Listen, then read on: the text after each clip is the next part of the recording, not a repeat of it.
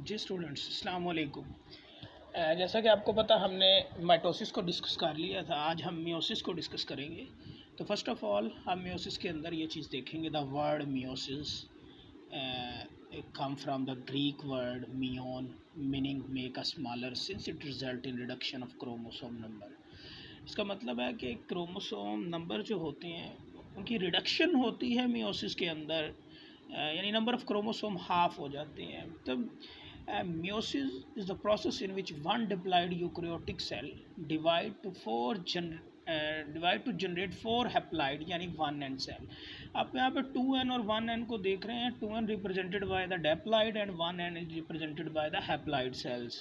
Diploid mean a chromosome in a pair, homologous pair, and while haploid mean half number of chromosome। नहीं, half number of chromosome अगर हम बात करें, man के अंदर 46 हैं तो 23 हाफ नंबर ऑफ़ क्रोमोसोम्स होंगे। तो एक्चुअली सिंपल वर्ड में जो मियोसिस है वो अब कह सकते हैं कि reduction of chromosome in number होता है। तो मज़ीद हम आगे चलते हैं, इसके फेजेस को देखते हैं, इनके फेजेस के अंदर क्या होता है।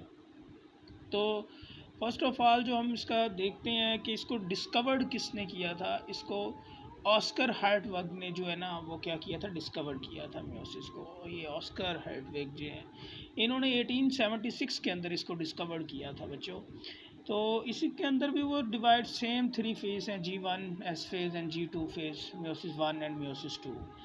तो मियोसिस 1 को हम फर्स्ट ऑफ ऑल मियोसिस 1 को देखेंगे। मियोसिस 1 जो है, इसमें इन meiosis homologous chromosome and diploid separate two haploid daughter cell are produced. In this step generate variation genetics.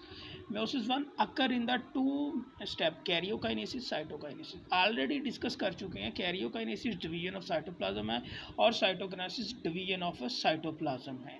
ठीक है जी। और हम अब इसका प्रोफेज जो है वो डिस्कस करेंगे, जो कि आप जानते हैं कि इसका प्रोफेज जो है वो बिल्कुल डिफरेंट है माइटोसिस के प्रोफेज से। तो prophase the longest phase of meiosis, MCQs को इसको नोट कर लें।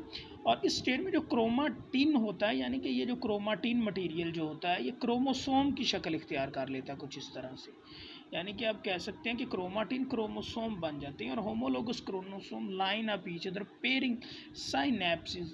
यानी कि साइनेप्सिस जिस जो बोलते हैं हम, वो उसे बोलते हैं कि जब क्रोमोसोम लाइन में आकर एक पेयर बना लेते हैं। तो इस तरह जो ईच पेयर होता है वो बाईवैलेंट होता है और उसके पास 4 क्रोमाटिड्स होते हैं। ठीक है, इसलिए उसको टेट्राएड भी बोलते हैं और बाईवैलेंट बोलते हैं जी। तो आगे हम नेक्स्ट क्यास्मेटा और क्रॉसिंग ओवर, आप यहाँ से इसको एक दफ़ा अच्छे से रीड कर लें और फिर डायग्राम में आपको मज़ीद क्लियर करवा देंगे।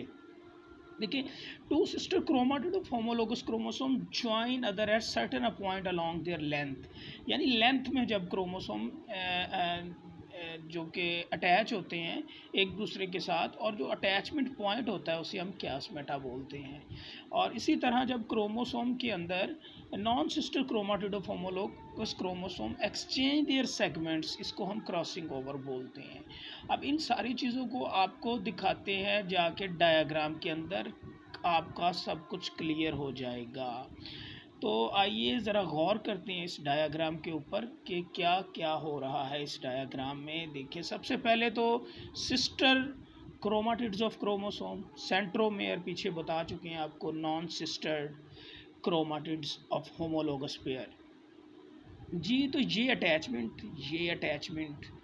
जो अटैचमेंट है, देख सकते हैं आप क्रोमोसोम्स की आपस में, इसे बोलते हैं क्यास्मेटा फॉर्मेशन। ठीक है जी। और क्रॉसिंग ओवर अब हम किसे बोलते हैं, ये देखें आप, 2 कलर शो हो रहे हैं एक क्रोमोसोम के अंदर। यहाँ पे 2 कलर शो हो रहे हैं, यानी एक छोटा सा सेगमेंट्स क्या हुआ है, एक्सचेंज हुआ है। यानी इस तरह देखें कि क्रोमोसोम्स ने अपने सेगमेंट्स को एक्सचेंज कर लिया है, इसे हम क्रॉसिंग ओवर बोलते हैं। ठीक है, तो इस तरह से था ये क्यास्मेटा और क्रॉसिंग ओवर में सेगमेंट्स एक्सचेंज होते हैं, और क्यास्मेटा अटैचमेंट पॉइंट है, जब क्रोमोसोम अटैच होते हैं उस अटैचमेंट पॉइंट को बोलते हैं जी। तो नेक्स्ट फर्दर हम इसके अंदर चलें तो जो इसका मेटाफेज क्या होता है, इसके मेटाफेज के अंदर क्या होता है, एनाफेज में क्या होता है, और इसके टेलोफेज के अंदर क्या होता है, इन चीज़ों को हम इंशाल्लाह जो है ना नेक्स्ट लेक्चर के अंदर इंशाल्लाह हम इनको कवर करेंगे। तो बस